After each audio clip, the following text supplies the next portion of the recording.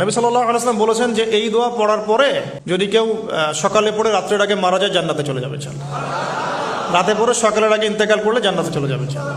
সাইয়্যিদুল ইস্তিগফার, আমার সাথে বলবেন আল্লাহুম্মা আনতা রাব্বি লা ইলাহা ইল্লা আনতা খালাকতানি আনা আবদুক ওয়া আনা আলা আহদিক ওয়া ওয়া'দিকা মাস্তাতা'ত আউযু বিকা মিন শাররি মা সানা'ত আবু'ু লাক বিনি'মাতিকা আলাই ওয়া আবু'ু বিযানবি ফাগফির লি ফাইন্নাহু লা ইয়াগফিরু যুনুবা ইল্লা আনতা।